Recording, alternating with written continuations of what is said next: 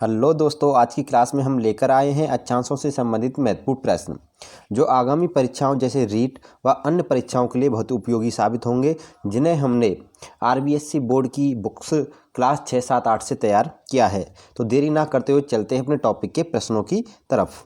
हमारा प्रश्न है, पहला प्रश्न है दोस्तों कि वह रेखा जो पृथ्वी को उत्तरी गोलार्ध तथा दक्षिणी गोलार्ध में विभाजित करती है कहलाती है।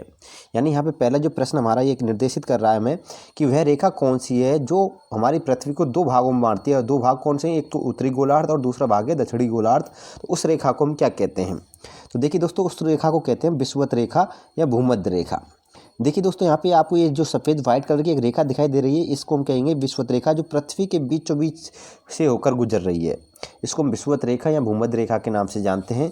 जो इस विषुवत रेखा का जो ऊपरी हिस्सा है इसको हम कहेंगे उत्तरी गोलार्ध, और इस विषुवत रेखा का जो निचला हिस्सा है इसको कहेंगे हम दक्षिणी गोलार्ध। यानी ये वह रेखा है जो पृथ्वी को उत्तरी गोलार्ध व दक्षिणी गोलार्ध यानी दो बराबर भागों में बांटती है। यानी वह रेखा जो पृथ्वी को दो बराबर भागों में विभाजित करती है उसे कहा जाता है विषुवत रेखा या भूमध्य रेखा। यानी इस तरीके से भी एग्जामिनर क्वेश्चन पूछ सकता है या उत्तरी गोलार्ध दक्षिणी गोलार्ध करके पूछ सकता है। आपको भाषा को समझना है। मैंने आपको बताया है कि हमारे जब रीट का सिलेबस जारी हुआ था तो सिलेबस में एक लाइन नीचे नीचे लिखी गई है कि जो रीट का सिलेबस होगा वो कक्षा 6, 7, 8 की क्लासों से होगा, किताबों में से होगा। और वो किताबें कौन सी होंगी? राज्य की सरकार की गत सेशन 2019-20 की होंगी। लेकिन प्रश्न पूछने का जो स्तर होगा, कठिनाई स्तर होगा, वो कैसा होगा? क्लास 12वीं तक का होगा। तो उसी आधार पे हमने जो प्रश्न है उनका निर्धारण किया है क्लास 6, 7, 8 की किताबों से, एवं कठिनाई स्तर को हमने लिया है 12वीं तक के लेवल का। यानी प्रश्न तो एक ही हैं दोनों, लेकिन पूछने के तरीके क्या हैं? अलग अलग हैं। बात समझना मेरी को। यानी वह रेखा कौन सी जो पृथ्वी को उत्तरी गोलार्ध या दक्षिणी गोलार्ध में बांटती है? तो आप समझ गए होंगे विषुवत रेखा।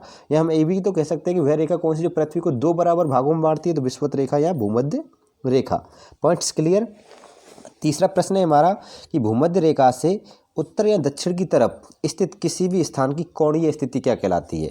तो अक्षांश। तो याद रखना दोस्तों, इस बात को समझना कि भूमध्य रेखा से उत्तर या दक्षिण की तरफ किसी भी स्थान की कोणीय स्थिति कहलाती है अक्षांश। मान चलो कोई चीज़ इस जगह पे है, यहाँ पे है, इस जगह पे है, और इस जगह से मान चलो इस स्थान की, यानी जो ये लाइन बना दी, इसकी जो कोणीय स्थिति होगी इसको ये क्या बनेगी? कोणीय स्थिति बनाएगी। इस कोणीय स्थिति को क्या कहेंगे? हम अक्षांश कहेंगे। और उस अक्षांश के माध्यम से हम उस स्थान का क्या करेंगे? निर्धारण करेंगे दोस्तों। नेक्स्ट अगले प्रश्न की तरफ चलते हैं। अगला प्रश्न है हमारा, ग्लोब पर पश्चिम से पूर्व की ओर खींची गई काल्पनिक रेखाएं क्या कहलाती हैं? दोस्तों, जो अक्षांश रेखाएं हैं वो क्या होती हैं? पश्चिम से पूर्व की ओर खींची जाती हैं। यानी इस प्रकार खींची जाती हैं, ये इस प्रकार पश्चिम से पूर्व की ओर, पश्चिम से पूर्व की रेखाएं खींची हुई हैं। इतनी सभी रेखाएं जो गोल गोल आपको सर्किल आड़ी रूप से दिखी, खड़ी वाली रेखाएं देशांतर हैं, और जो आड़ी रेखाएं, जो लेटी हुई रेखाएं हैं, इनको हम अक्षांश कहते हैं। तो याद रखना, यहाँ पे याद करने वाली इंपॉर्टेंट बात यही है कि पश्चिम से पूर्व की ओर क्या खींची जाती है? पृथ्वी पर खींची, यानी ग्लोब पर, जो ग्लोब पर पश्चिम से पूर्व की ओर जो काल्पनिक रेखाएं खींची जाती हैं उनको हम क्या कहते हैं? अक्षांश। एग्जामिनर ऐसे भी पूछ सकता है कि अक्षांश रेखाएं खींची जाती हैं, तो आपको बता देना है पश्चिम से पूर्व की ओर। अब देखो दोस्तों, इन 3 पॉइंटों में आप अंतर समझ लो। 3 पॉइंट्स हैं, स्टूडेंट इनमें बहुत कंफ्यूज रहते हैं कि उत्तर दक्षिण में विभाजन की दृष्टि से कुल अक्षांश कितने होते हैं? 180। कितने होते हैं दोस्तों? 180। देखो मान चलो मैं आपको बता देता हूँ कि ये विषुवत रेखा होती है हमारे बीच में, जिसको 0 डिग्री अक्षांश रेखा बोलते हैं। ठीक है, फिर 0 से 1, 1, 2, 3 करके यहाँ पे 90 होता है। कितना होता है? 90 अक्षांश होते हैं इस प्रकार चलते हुए। यानी हमारे जो इस प्रकार चलते हुए हमारे यहाँ पे खींचते के टोटल कितनी अक्षांश रेखा हो जाती है? 90। और इधर भी 0 से लेकर दक्षिण में भी कितनी हो जाती है? 90 हो जाती हैं। तो जो उत्तर दक्षिण के विभाजन की दृष्टि से की जाए तो हम कह सकते हैं कि 0 रेखा तो हो गई हमारी, कौन सी? विषुवत रेखा हो गई, तो इसको तो हम गिनेंगे नहीं। और उत्तर की तरफ उत्तरी गोलार्ध में बात करेंगे तो अक्षांश कितने होंगे? 1 से 90 तक। और बात करेंगे दक्षिणी गोलार्ध में, तो दक्षिणी गोलार्ध में भी कितने अक्षांश होंगे? 1 से 90 तक। तो 90 उत्तरी गोलार्ध के और 90 दक्षिणी गोलार्ध के। तो उत्तर दक्षिण विभाजन की दृष्टि से कितने अक्षांश हो गए? 180 अक्षांश हो गए। बात करें भूमध्य रेखा सहित अक्षांशों की कुल संख्या, तो 90 इधर 90 उधर और एक भूमध्य रेखा की अक्षांश रेखा हो जाएगी, तो टोटल कितने हो जाएंगे? 181। बात क्लियर हो गई होगी यहाँ तक। अगला पॉइंट कह रहा है कि पृथ्वी पर कुल अक्षांशीय वृत्तों की संख्या कितनी है? तो मैं आपको बता दूं कि यहाँ पे लास्ट में जो एक बिंदी बनती है, एक बिंदु रहता है, उस बिंदु को बोलते हैं इधर उत्तरी ध्रुव, और निचले वाले बिंदु को बोलते हैं दक्षिणी ध्रुव, ठीक है। तो ये व्रत का निर्माण नहीं करता। लास्ट जो हमारा आखिरी जो 90वां हमारा जो अक्षांशीय व्रत होता है, जो अक्षांश होता है, वो एक बिंदी के भांति होता है, तो वो व्रत का निर्धारण नहीं करता है। बाकी की विषुवत रेखा भी एक व्रत का निर्धारण करती है, बाकी की सभी रेखा हमारी क्या करती है, व्रत का निर्धारण करती हैं। जबकि उत्तरी ध्रुव यानी जो 90 डिग्री अक्षांश, उत्तरी 90 डिग्री उत्तरी अक्षांश और 90 डिग्री दक्षिणी अक्षांश, जो ये दो अक्षांश हैं, ये व्रत का निर्धारण नहीं करते, एक बिंदु के माफिक होते हैं। तो इनको हम व्रत में काउंट नहीं करते, इनको एक व्रत नहीं मानते, एक बिंदु मानते हैं, एक छोर मानते हैं। तो इस प्रकार जो व्रत बनेंगे टोटल वो अक्षांशों 181 अक्षांशों के कितने व्रत बनते हैं, 179 बनते हैं, 2 नहीं बनते। तो अगर आपसे पूछे कि अक्षांशीय व्रतों की संख्या कितनी है, तो आपको 179 बताना है। भूमध्य रेखा सहित अक्षांशों की कुल संख्या कितनी है, 181। अगर आपसे पूछे कि उत्तर दक्षिण विभाजन की दृष्टि से अक्षांश कितने होते हैं, तो 180 होते हैं। बहुत ही इंपॉर्टेंट पॉइंट्स हैं। स्टूडेंट ज़्यादातर लोग इसमें कन्फ्यूज रहते हैं।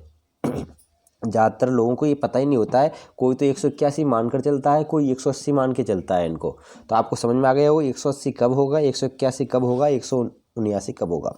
हमें पढ़ना इस तरीके से कि हमारा कोई भी क्वेश्चन एग्जाम्स में रह नहीं जाए, कोई भी क्वेश्चन ऐसा नहीं हो जिसकी वजह से हमें अपनी नौकरी से वंचित होना पड़े। तो हमें एक एक क्वेश्चन पे क्या रखना है, फोकस रखना है, एक एक क्वेश्चन पे क्या करना है, मजबूती बनाकर रखना है। अगले प्रश्न की तरफ चलते हैं। अगला प्रश्न है हमारा, 0 डिग्री अक्षांश रेखा को कहा जाता है। तो 0 डिग्री अक्षांश रेखा को कहा जाता है भूमध्य रेखा। याद रखना, इन सभी पॉइंटों को याद रखना कि जो 0 डिग्री अक्षांश रेखा मैंने बताया था अभी आपको, 0 डिग्री अक्षांश रेखा हमारी क्या कहलाएगी, विषुवत रेखा या भूमध्य रेखा कहलाएगी, जो पृथ्वी को 2 भागों में बांटती है। व्रत कहा जाता है 0 डिग्री अक्षांश रेखा को। व्रत इसलिए कहा जाता है क्योंकि ये सबसे बड़ा व्रत बनाती है, विषुवत रेखा होती है। सभी अक्षांश रेखाओं में सबसे बड़ा व्रत कौन सी बनाती है, कौन सी अक्षांश रेखा बनाती है, विषुवत रेखा बनाती है। इस वजह से विषुवत रेखा को क्या कहते हैं हम, व्रत कहते हैं। यानी और विषुवत रेखा को हम क्या कहते हैं, व्रत या 0 डिग्री अक्षांश रेखा भी तो कहते हैं। तो इसका आंसर होगा 0 डिग्री अक्षांश रेखा। यानी 0 डिग्री अक्षांश रेखा को भूमध्य रेखा कहते हैं, और 0 डिग्री अक्षांश रेखा को व्रत भी कहते हैं, और विषुवत रेखा भी कहते हैं। नेक्स्ट अगला है हमारा 23.5, यानी हम कह सकते हैं 23.5 डिग्री उत्तरी अक्षांश रेखा को क्या कहा जाता है, कर्क रेखा। अब एक बात समझ लीजिए यहाँ से दोस्तों कि एग्जामिनर क्या करेगा कि आपको कहीं पे तो ये 23 सही 1/2 डिग्री लिख देगा, ठीक है। 23 सही 1/2 डिग्री उत्तरी अक्षांश रेखा को हम क्या कहेंगे, कर्क रेखा। कई जगह लिख सकता है 23.5 डिग्री, 23.5 डिग्री उत्तरी अक्षांश रेखा को क्या कहेंगे हम, कर्क रेखा कहेंगे, ठीक है। कई जगह इस प्रकार भी लिख सकता है, आपको कंफ्यूज नहीं होना है कि 23 डिग्री और 30, ठीक है, 23 डिग्री 30, ठीक है, 23 डिग्री 30। तो 23 डिग्री 30 इसका मतलब होता है कि 23 तो ये हो गई डिग्री हो गई, और 30 का मतलब हो गया आधा डिग्री, और तो 23.5 हो गया। तो 23 का मतलब होगा 23.5, यानी 30 का मतलब आपको आधा से लगाना है, क्योंकि अक्षांश का जो एक अंश होता है ना, 1 डिग्री होती है, 1 डिग्री में कितने पॉइंट होते हैं, 60 पॉइंट होते हैं। तो आधे में कितने होंगे, 30। तो याद रखना 23 तो पूरे हो गए, फिर डिग्री लग गई, फिर 30 लिख दिया, तो इसका मतलब 23.5 हो गया। और या तो ऐसे लिख सकता है 23 सही 1/2, या 23.5 भी लिख सकता है। इन 3 तरीकों को याद रखना। ऑप्शन में 23.5 दे सकता है, 23.5 दे सकता है, 23 डिग्री 30 भी दे सकता है। आपको कन्फ्यूज नहीं होना है, तीनों का मतलब क्या होता है, 23.5 ही होता है। तो 23.5 डिग्री उत्तरी अक्षांश रेखा को क्या कहा जाता है, कर्क रेखा कहा जाता है। पॉइंट्स क्लियर हो गए होंगे आपको, यहाँ तो समझ में आ गया होगा। 23 सही 1/2 डिग्री उत्तरी अक्षांश, यानी उत्तर की बात हो रही है, उत्तरी गोलार्ध। उत्तरी की जहाँ पे उत्तर की बात हो जाए तो वो उत्तरी गोलार्ध से संबंधित है, जहाँ दक्षिण की बात हो जाए तो वो दक्षिणी गोलार्ध से संबंधित है, ठीक है। तो ये बात किसकी हो गई हमारी यहाँ पे कि 23.5 यानी 23 से 1/2 डिग्री उत्तरी अक्षांश रेखा को हम क्या कहेंगे, कर्क रेखा। इसका इंग्लिश नाम भी याद रखना है, ट्रॉपिक ऑफ कैंसर। इसका इंग्लिश नाम क्या है, ट्रॉपिक ऑफ कैंसर, ठीक है। Point clear. एक बार एसएससी के एग्जाम्स में पूछा गया है क्वेश्चन, एक बार आरपीएससी ने भी इस क्वेश्चन को पूछा है कि ट्रॉपिक ऑफ कैंसर किसे कहा जाता है। ट्रॉपिक ऑफ कैंसर कहा जाता है कर्क रेखा को। किसको कहा जाता है, कर्क रेखा को कहा जाता है। पॉइंट समझना, यहाँ पे पॉइंट नोट्स करना, एक एक पॉइंट एग्जाम्स की दृष्टि से महत्वपूर्ण है, एक एक पॉइंट याद करने लायक है, एक एक पॉइंट परीक्षा में आने लायक है। एक भी पॉइंट मिस नहीं करना है दोस्तों, हमें अगर परीक्षा में सफल होना है तो। नेक्स्ट अगला पॉइंट्स देखिए कि 23.5 यानी 23.5 डिग्री दक्षिणी अक्षांश रेखा को क्या कहेंगे, 23.5 डिग्री दक्षिणी अक्षांश रेखा को क्या कहेंगे हम, मकर रेखा कहेंगे। क्या कहेंगे, मकर रेखा। इसका इंग्लिश में नाम है ट्रॉपिक ऑफ कैप्रिकॉर्न, ठीक है, ट्रॉपिक ऑफ कैप्रिकॉर्न। अगला पॉइंट्स देखिए कि 66.5 डिग्री उत्तरी अक्षांश रेखा को क्या कहेंगे हम? 66.5 डिग्री उत्तरी अक्षांश रेखा को हम क्या कहेंगे? उत्तरी उपध्रुव व्रत या आर्कटिक व्रत कहेंगे। उत्तरी उपध्रुव व्रत या आर्कटिक व्रत कहेंगे। नेक्स्ट अगला क्वेश्चन देखिए हमारा 66.5 यानी 66.5 डिग्री का मतलब 66.5 डिग्री दक्षिणी अक्षांश रेखा को हम क्या कहेंगे? दक्षिणी उपध्रुव व्रत कहेंगे या अंटार्कटिका व्रत कहेंगे। अगला है हमारा क्वेश्चन, प्रकाश व्रत कहा जाता है किसको? अंटार्कटिका व्रत को कहा जाता है। प्रकाश व्रत किसे कहा जाता है? अंटार्कटिका व्रत को कहा जाता है। अब समझने वाली बात क्या है दोस्तों, समझना मैंने आपको बता दिया है। 23.5 का मतलब होगा 23 सही 1/2 डिग्री। क्या होगा? 23 सही 1/2 डिग्री, या हम कह सकते हैं इसको 23 डिग्री 30। ठीक है, इस प्रकार भी लिख सकता है। तो याद रखना जो 23.5 होता है उसको अक्षांशों में इस प्रकार भी लिख सकते हैं, 23 सही 1/2 इस तरीके से भी लिख सकते हैं। पॉइंट्स यहाँ तक नोट्स करना, आपको पॉइंट्स क्लियर करने हैं, आपको समझने हैं सारे पॉइंट्स। 23 सही 1/2 डिग्री दक्षिणी अक्षांश रेखा को क्या कहा जाता है? मकर रेखा। यानी मैंने बात कही उधर 23.5 डिग्री उत्तरी अक्षांश रेखा को क्या कहा गया था? कर्क रेखा। इधर 23.5 डिग्री दक्षिणी अक्षांश रेखा को क्या कहा गया? मकर रेखा। अब देखिए 66.5 की बात हो रही है, यहाँ पे क्या हो रही है? 66.5 की बात हो रही है। 66 का मतलब होता है 66.5 में 66 सही 1/2 डिग्री, या हम इसको इस प्रकार भी लिख सकते हैं 66 डिग्री 30। किस प्रकार भी लिख सकते हैं? 66 डिग्री 30 भी लिख सकते हैं। इसका मतलब होता है 66.5, 66 सही 1/2। तो याद रखना जो उत्तरी अक्षांश होगा 66.5 डिग्री उत्तरी अक्षांश होगा उसको उत्तरी उपध्रुव व्रत या आर्कटिक व्रत कहेंगे, और जो 66.5 डिग्री दक्षिणी अक्षांश रेखा होगी उसको क्या कहेंगे हम? दक्षिणी उपध्रुव व्रत या अंटार्कटिक व्रत कहेंगे। और अंटार्कटिक व्रत का एक और नाम मिलता है जिसका नाम मिलता है प्रकाश व्रत। अंटार्कटिका व्रत को हम प्रकाश व्रत के नाम से भी जानते हैं। पॉइंट नोट करना, एक एक पॉइंट इंपॉर्टेंट है। अब मैं इनको आपको चित्र के माध्यम से समझा देता हूँ। चित्र के माध्यम से इसका समझाने का पॉइंट्स क्या है, वेव्स क्या है, उससे पहले कुछ और अक्षांश रेखाओं के बारे में समझ लीजिए। अब बात करते हैं हम 90 डिग्री, यानी हमारी उत्तरी गोलार्ध में कितनी अक्षांश रेखाएं मिलेंगी?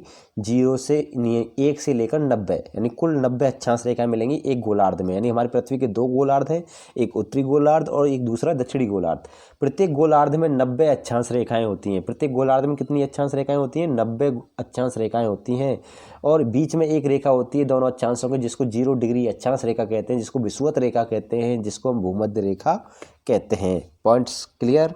अब देखिए जो हमारी 90 उत्तरी गोलार्ध की बात करें तो उत्तरी गोलार्ध में जो 90 डिग्री उत्तरी अक्षांश रेखा होगी उसको हम क्या कहेंगे? उत्तरी ध्रुव कहेंगे। क्या कहेंगे? उत्तरी ध्रुव कहेंगे।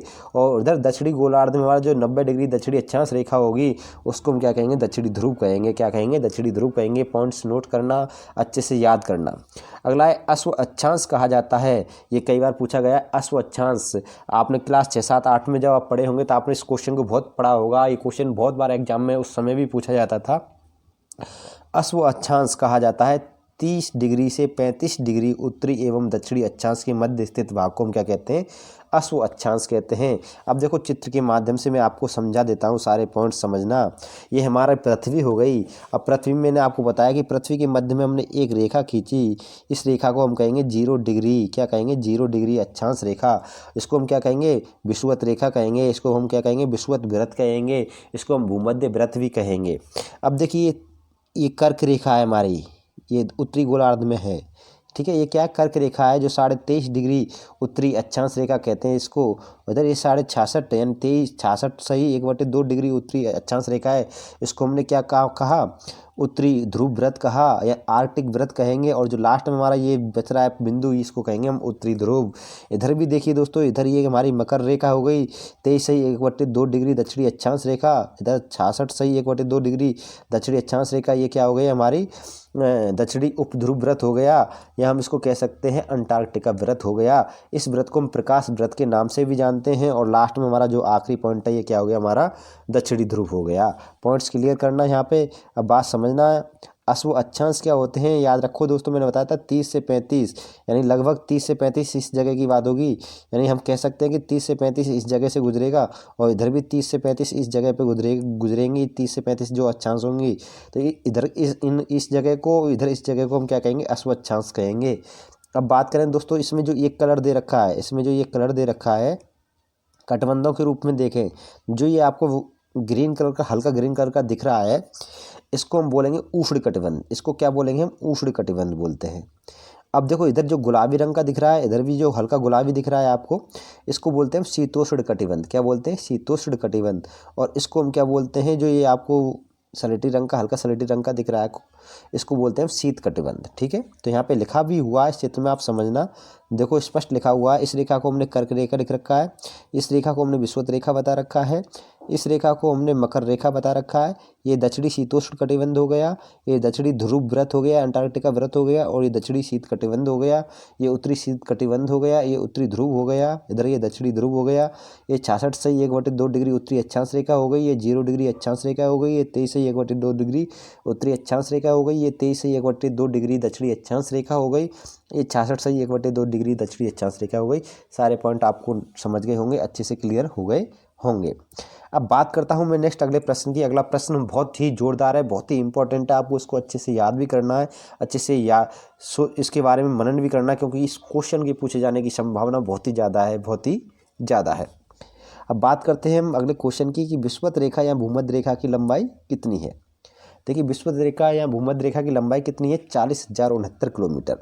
कई जगह इसको 40,076 किलोमीटर में मिलेगा, कई जगह केवल लगभग 40,000 ही लिख देते हैं, कई जगह 40,072 किलोमीटर भी लिख देते हैं। तो उसमें कन्फ्यूज नहीं होना है, यानी हमारी विषुवत रेखा की लंबाई है वो लगभग 40,000 किलोमीटर मानी गई है। ठीक है, याद रखना। जैसे लूसेंट की किताब पढ़ेंगे तो उसमें 40,076 किलोमीटर मिलेगा आपको। एनसीईआरटी की किताबों में 40,069 किलोमीटर दे रखा है, इस बात को गौर करना है। यानी अगर आपसे किलोमीटर में पूछे तो विषुवत रेखा की लंबाई कितनी बतानी है? 40,069 किलोमीटर बतानी है।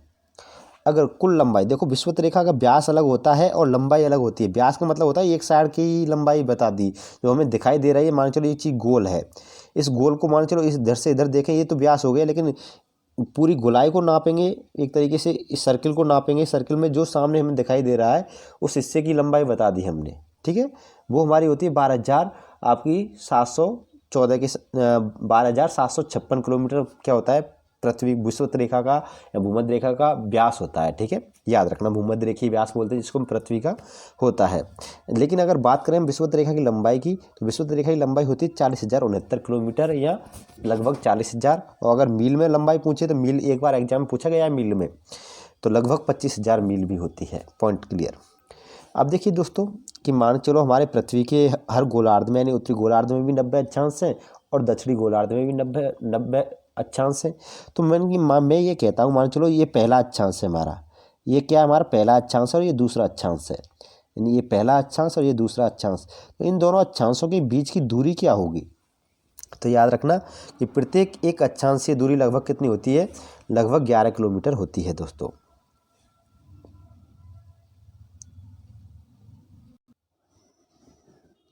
अगला प्रश्न है, एक सुई जो ग्लोब में झुकी हुई अवस्था में स्थित होती है उसे कहा जाता है अक्ष। आपने देखा होगा, ग्लोब तो देखा है सभी ने।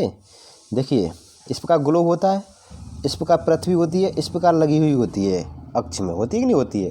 इस प्रकार का ग्लोब होता है। तो इसको क्या कहेंगे? इस सुई को हम अक्ष कहते हैं। क्या कहते हैं? अक्ष कहते हैं। अब देखिए दोस्तों अगला प्रश्न है हमारा कि पृथ्वी एक काल्पनिक वृत्त, पृथ्वी पर एक काल्पनिक वृत्त एवं पृथ्वी पर विभिन्न स्थानों की स्थिति बताने का सबसे महत्वपूर्ण बिंदु क्या है? मैंने स्टार्टिंग में ही बता दिया है दोस्तों, विषुवत रेखा है। मैंने कहा था कि पृथ्वी है, यहाँ से किसी भी व्यक्ति की कोणीय दूरी याद करते हैं तो उसकी स्थिति पता लगता है विषुवत रेखा से। तो आपको समझ में आ गया होगा कि विषुवत रेखा क्या है। पृथ्वी पर एक ऐसा काल्पनिक वृत्त है जिससे हम किसी भी स्थान की स्थिति का पता कर सकते हैं। Point clear. नेक्स्ट अगला प्रश्न, विषुवत रेखा से मान चलो, देखो दोस्तों ये हमारी पृथ्वी है, ये हमारी विषुवत रेखा है। अब ये कह रहा है कि विषुवत रेखा से उत्तर या मान चलो उत्तर इधर की तरफ जा रहे हैं, फिर कह रहा है दक्षिण या दक्षिण की तरफ जाएं, इधर जाएं या हम इधर जाएं। तो ऐसा करने पे क्या होगा? अक्षांशों की जो अक्षांश रेखा है उनकी लंबाई क्या होगी? घटेगी भाई। देखो ये तो सबसे बड़ी है। अब मान चलो इधर खींचेंगे तो ये भाई इससे छोटी होगी ना, इधर खींचेंगे तो ये इससे छोटी होगी, इधर खींचेंगे तो इससे छोटी होगी। तो उत्तर की तरफ जाने पर या उत्तरी ध्रुव की तरफ जाने पर या दक्षिणी ध्रुव की तरफ जाने पर अक्षांशों की रेखाएं क्या, जो लंबाई है वो क्या होगी? कम होती चली जाएगी, घटती चली जाएगी। और मान चलो ध्रुवों से अगर हम विषुवत रेखा की तरफ आए, मान चलो इधर से इधर की तरफ आए या इधर से या मान चलो इधर से इधर की तरफ जाएं, तो क्या होगी, अक्षांशों की लंबाई बढ़ती चली जाएगी विषुवत रेखा की तरफ। ठीक है, ये बात समझना है। और मान चलो दूरी की बात करें कि इन दोनों, मान चलो एक अक्षांश ये है, एक अक्षांश ये है, एक अक्षांश, तो इनकी दूरी क्या होगी, इनकी दूरी हमेशा बराबर रहेगी। दूरी तो बराबर होगी लेकिन लंबाई कम होती चली जाएगी। ठीक है, अब देखो समझना, अगला प्रश्न देखिए कि विषुवत रेखा से उत्तर तथा दक्षिण की तरफ जाने पर अक्षांश रेखाओं की लंबाई क्या होगी, घटेगी। और मान चलो सपोज दैट उत्तरी या दक्षिणी ध्रुव से विषुवत रेखा की तरफ जाने पर अक्षांश रेखाओं की लंबाई क्या होगी, बढ़ेगी। मैंने अभी समझा दिया, पॉइंट क्लियर। अगर ये कह रहा है कि ध्रुवों से विषुवत रेखा की ओर जाने पर दो अक्षांशों की मध्य दूरी समान रहेगी, दूरी नहीं कम ज़्यादा होगी, दूरी क्या रहेगी, स्थिर रहेगी। कुछ पॉइंटों का फर्क पड़ता है दोस्तों, पर लगभग 111 किलोमीटर ही रहती है। ठीक है, दो अक्षांशों के बीच की दूरी 111 किलोमीटर। ठीक है, तो याद रखना, लंबाई घटती घड़े मतलब कम ज़्यादा होती है लेकिन दूरी समान रहती है लगभग में। विषुवत रेखा के अतिरिक्त कौन सी अक्षांश रेखा पृथ्वी को दो बराबर भागों में बांटती है, तो केवल विषुवत रेखा ही, यानी विषुवत रेखा या भूमध्य रेखा ही ऐसी है जो पृथ्वी को दो बराबर हिस्सों में बांटती है। लेकिन देशांतर रेखाओं की जब मैं पढ़ाऊंगा तो उसमें बताऊंगा कि देशांतर रेखा, प्रत्येक देशांतर रेखा क्या करती है, पृथ्वी को बराबर भागों में बांटती है। लेकिन अक्षांश रेखाओं में अगर बात करें तो एकमात्र अक्षांश रेखा ऐसी है जो पृथ्वी को क्या करती है, दो भागों में बांटती है। एक बार की बात बताऊं दोस्तों, एक बार ऐसा क्वेश्चन पूछा गया था कि निम्न में से कौन पृथ्वी को दो बराबर भागों में नहीं बांटता है, निम्न में से कौन पृथ्वी को दो बराबर भागों में नहीं बांटता है। तो उसमें क्वेश्चन कैसे दिया था मैं आपको बता देता हूं। उसमें दिया था क्वेश्चन, नंबर ए पे दे दिया उसने भूमध्य रेखा, नंबर बी पे दे दिया विषुवत रेखा, नंबर सी पे दे दिया 0 डिग्री देशांतर रेखा। ठीक है, नहीं 0 डिग्री देशांतर रेखा। और नंबर डी पे दे दिया था उसने, आपको बता दें 10 डिग्री अक्षांश रेखा दे दिया था। तो याद रखना, जब ऐसे क्वेश्चन आ जाए तो आपको याद रखना है कि भाई 10 डिग्री अक्षांश रेखा क्या है, एक छोटा सा वृत्त होगा। अक्षांश रेखा हो रही है तो सभी अक्षांश रेखाएं छोटी बड़ी होती हैं। तो जब मान चलो ये पृथ्वी होगी हमारी, मान चलो एक पृथ्वी होगी, इस पृथ्वी पे यहाँ पे हम एक वृत्त खींच रहे हैं तो भाई ये हिस्सा कम हो गया, निचला हिस्सा ज़्यादा हो गया। तो इस प्रकार की जो अक्षांश रेखा होंगी वो पृथ्वी को दो बराबर भागों में नहीं बांटेंगे, लेकिन बीच में से एक, बिल्कुल बीचों बीच में से एक रेखा खींचते हैं जिसको हम 0 डिग्री अक्षांश रेखा बोलते हैं, विषुवत रेखा बोलते हैं, वह पृथ्वी को दो बराबर भागों में बांटती है। ये बात याद रखनी है कुल मिला के। अगला प्रश्न देखिए कि वह अक्षांश रेखा जिस पर सदैव दिन रात की अवधि बराबर रहती है वो है विषुवत रेखा। ठीक है, ये पृथ्वी है, पृथ्वी की विषुवत रेखा है। यहाँ पे हमेशा दिन और रात की अवधि क्या होती है, बराबर। दिन और रात की अवधि क्या होती है, बराबर होती है, यानी 12 घंटे का दिन और 12 घंटे ही की रात होती है। लेकिन बात करें यहाँ ध्रुवों पर, यानी ध्रुवों पे क्या होती है, 6 महीने की रात और 6 महीने का दिन होता है ध्रुवों पर। ठीक है, मान चलो जो उत्तरी ध्रुव है हमारा और दक्षिणी ध्रुव है, यहाँ पे क्या हो, 6 महीने की रात और 6 महीने का दिन। और जो विषुवत रेखा है यहाँ पे क्या होगा, 12 घंटे का दिन 12 घंटे की रात फिक्स होगा। ठीक है, तो यहाँ पे सदैव हमेशा। ठीक है, ये बात याद रखना। लेकिन पृथ्वी के इन गोलार्धों की बात करें तो इन गोलार्धों में केवल 2 ही दिन, 21 मार्च और 23 सितंबर ऐसे आते हैं जहाँ पे क्या होता है कि दिन बड़े छोटे होते हैं। दोनों गोलार्धों में दिन की अवधि और रात की अवधि क्या होती है, बराबर होती है। केवल कब, 21 मार्च और 23 सितंबर को। लेकिन भूमध्य रेखा पर क्या होता है, सदैव क्या होता है, दिन रात की अवधि बराबर होती है, 12-12 घंटे की होती है। देखिए दोस्तों, दो अक्षांश वृत्तों के बीच का क्षेत्र क्या कहलाता है, कटिबंध। दो अक्षांश वृत्तों के बीच का क्षेत्र क्या कहलाता है, कटिबंध। मान चलो ये 2 अक्षांश रेखाएं, ये पहली है एक दूसरी है, इन दोनों के बीच की दूरी क्या होगी, 111 किलोमीटर, और इस भूभाग को क्या कहेंगे, हम कटिबंध कहेंगे। क्लियर। अगला है हमारा कर्क और मकर रेखाओं के मध्य के भूभाग को हम क्या कहेंगे, कर्क और मकर रेखाओं के मध्य की जो भूभाग, मान चलो ये कर्क रेखा और ये मकर रेखा और बीच में विषुवत रेखा है, इस पूरे भूभाग को हम क्या कहेंगे, मैंने स्टार्टिंग बताया था, इस पूरे भूभाग को हम कहेंगे उष्ण कटिबंध। क्या कहेंगे, उष्ण कटिबंध। नेक्स्ट अगला क्वेश्चन, कर्क रेखा से आर्कटिक वृत्त तथा मकर रेखा से अंटार्कटिक वृत्त के मध्य स्थित भूभाग को क्या कहेंगे, हम शीतोष्ण कटिबंध कहते हैं। अगला है आर्कटिक वृत्त से उत्तरी ध्रुव तक तथा अंटार्कटिक वृत्त से दक्षिणी ध्रुव तक के मध्य स्थित भूभाग को हम क्या कहेंगे, शीत या ध्रुवीय कटिबंध। और शीत कटिबंध किसके नज़दीक पाया जाता है, ध्रुवों के नज़दीक पाया जाता है। ये बात याद रखना। ध्रुवों पे क्या होता है, 6 महीने की रात 6 महीने के दिन होते हैं। ठीक है, क्लियर पॉइंट्स। नेक्स्ट देखिए, समझ लीजिए, मैंने अभी बताया था, पहला प्रश्न था हमारा कि कर्क रेखा, तो ये रही हमारी कर्क रेखा, ये है, ये वाली जो रेखा है ये कर्क रेखा है। ये क्या हमारी मकर रेखा है। अब कह रहा है कि इसके बीच का जो ये भूभाग है, ये वाला बीच का जो भूभाग है, इस भूभाग को हम क्या कहेंगे, इस भूभाग को कहेंगे हम ऊष्ण कटिबंध। अब इधर इसने कहा था कि कर्क रेखा से और उत्तरी ध्रुवव्रत, यानी ये कर्क रेखा हो गई हमारी, ये कर्क रेखा हो गई और ये उत्तरी ध्रुवव्रत हो गया। और इधर भी बताती है मकर रेखा से और दक्षिणी ध्रुवव्रत तक का क्षेत्र क्या कहलाएगा, शीतोष्ण कटिबंध, यानी ये गुलाबी वाला, इधर ये गुलाबी वाला शीतोष्ण कटिबंध। फिर बताया था हमने कि दक्षिणी ध्रुवव्रत से और दक्षिणी ध्रुव तक का क्षेत्र और उत्तरी ध्रुवव्रत से उत्तरी ध्रुवव्रत तक का क्षेत्र क्या कहलाएगा, शीत कटिबंध कहलाएगा। Point clear. नेक्स्ट अगला देखिए क्वेश्चन, सूर्य उत्तरी गोलार्ध में कर्क रेखा पर लंबवत कब चमकता है। यानी सूर्य उत्तरी गोलार्ध में, भाई कर्क रेखा किस गोलार्ध में अवस्थित है, उत्तरी गोलार्ध में। मकर रेखा किस गोलार्ध में अवस्थित है, दक्षिणी गोलार्ध में। तो भाई कर्क रेखा तो हमेशा उत्तरी गोलार्ध में ही रहेगी। तो ये कह रहा है कि सूर्य है जो कर्क रेखा पर सीधा कब चमकता है, लंबवत का मतलब बिल्कुल सीधा। तो याद रखना 21 जून को चमकता है, केवल एक बार। इसको हम जो 21 जून को जब कर्क रेखा पर सूर्य सीधा चमकता है तो इस स्थिति को हम बोलते हैं कर्क संक्रांति या ग्रीष्म अयनांत कहते हैं। इस स्थिति को, जिस दिन कर्क रेखा पर सूर्य सीधा चमकता है, उस स्थिति को हम क्या कहेंगे, कर्क संक्रांति या ग्रीष्म अयनांत कहेंगे।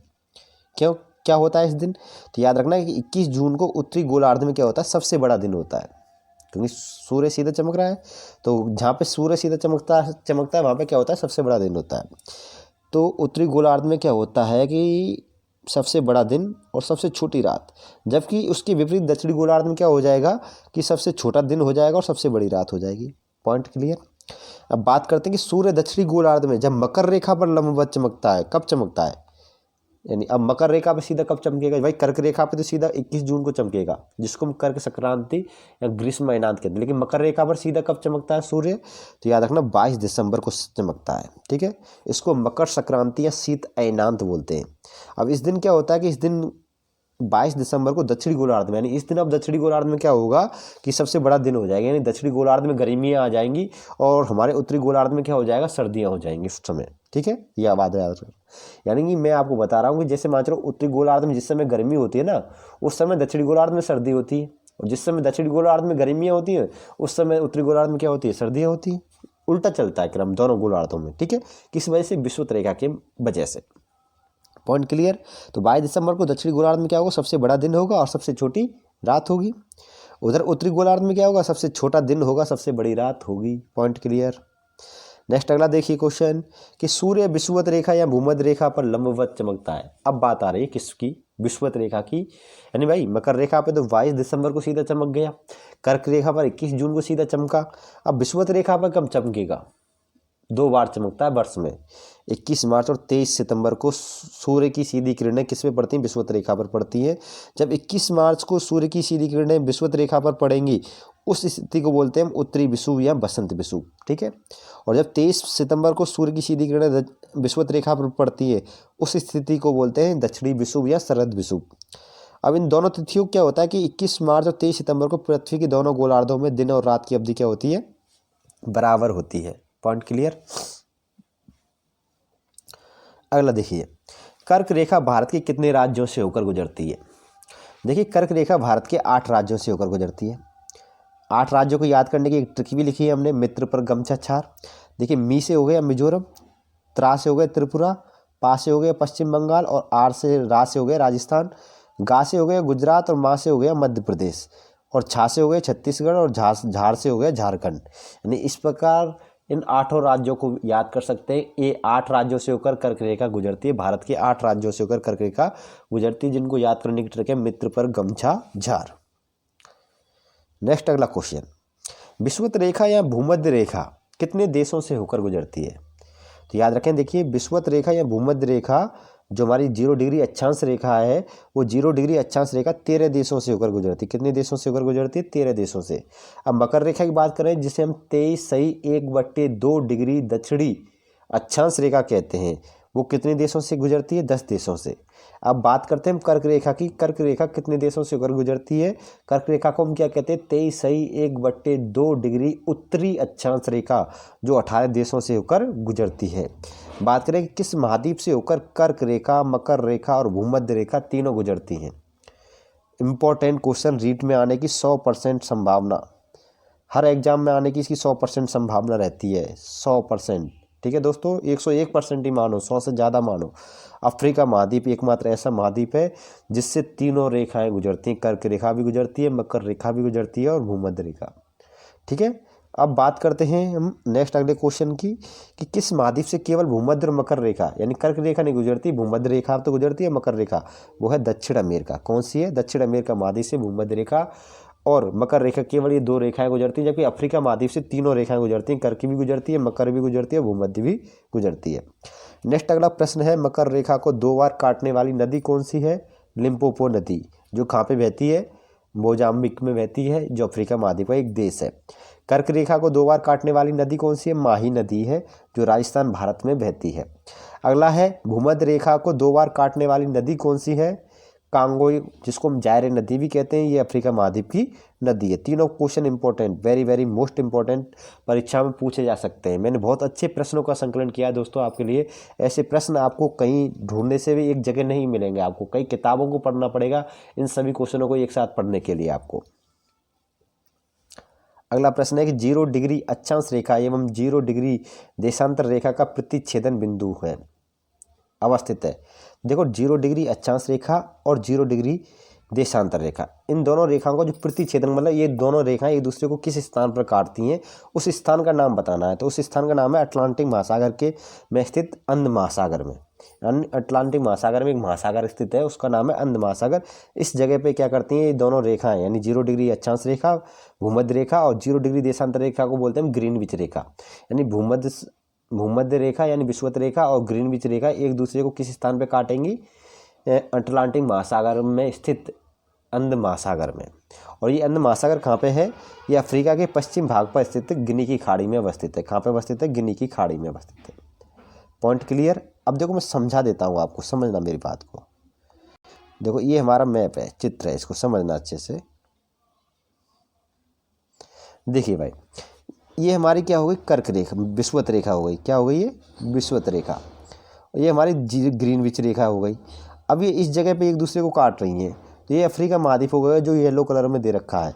और ये जो कोने से में ये दिख रहा है, इसको हम बोलते हैं गिनी की खाड़ी। और ये जो आपको ग्रीन या आसमानी रंग में दिख रहा है, ये अटलांटिक महासागर है। और इस अटलांटिक महासागर के हिस्से को अंध महासागर के नाम से जानते हैं। तो एक दूसरे को इस जगह पे काट रही हैं। कहाँ पे काट रही हैं? इस जगह पे काट रही हैं। तो इसको हम बोलते हैं अटलांटिक महासागर में स्थित अंध महासागर, जो अफ्रीका के पश्चिम में, ये अफ्रीका की पश्चिम दिशा हो गई। और कौन सी हो गई? गिनी की खाड़ी हो गई। यानी इस स्थान पर ग्रीनविच रेखा और विषुवत रेखा एक दूसरे का प्रतिच्छेदन करती हैं, याद रखना है, इंपॉर्टेंट पॉइंट्स है। अब देखो मैं आपको बता देता हूँ, एक पॉइंट ये भी समझ लो कि ये तो हमारी विषुवत रेखा हो गई, ये कर्क रेखा हो गई, ये मकर रेखा। देखो ये तीनों रेखाएं किस महाद्वीप से गुजर रही हैं? अफ्रीका महाद्वीप से। जबकि ये दक्षिण अमेरिका महाद्वीप है, इससे केवल ये 2 विषुवत रेखा और मकर रेखा ही गुजर रही हैं। Point clear? यहाँ से वो क्वेश्चन भी समझ में आपको आ गए होंगे अच्छे से। अब देखो और चलते हैं नेक्स्ट अगले पॉइंट्स की तरफ। यानी ये जितने भी सारे हमने क्वेश्चन कराए हैं, इंपॉर्टेंट प्रश्न हैं जो आगामी परीक्षाओं के लिए आपको बहुत ही उपयोगी साबित होंगे। एक एक क्वेश्चन आपकी एग्जाम्स को फाड़ के रख देगा दोस्तों। एक एक क्वेश्चन आपको अच्छे से याद रखना है। अब देखिए दोस्तों, ये तो हो गई हमारे अक्षांशों से संबंधित सभी इंपॉर्टेंट प्रश्नों पर जानकारी। अब मैं बात करता हूँ नेक्स्ट अगले पॉइंट्स की। वीडियो अच्छी लगी हो दोस्तों तो वीडियो को लाइक अवश्य करना, शेयर अवश्य करना। अभी सभी दोस्तों को इसकी मदद लाभ पहुँचाना दोस्तों। ऐसा नहीं है आप मेरी क्लास का लाभ ले लें और अपने सभी दोस्तों को इसका लाभ देना, अपने सभी सगे संबंधियों को भी बताना है। फिर देखिए दोस्तों, इसके बाद में दूसरी बात ये भी है, अगर आपने अभी तक हमारा चैनल सब्सक्राइब नहीं किया है तो चैनल को सब्सक्राइब अवश्य करना, तो साथ साथ बेल आइकन को भी प्रेस करना। फिर मिलते हैं आपसे नेक्स्ट अगली क्लास में, तब तक के लिए अलविदा।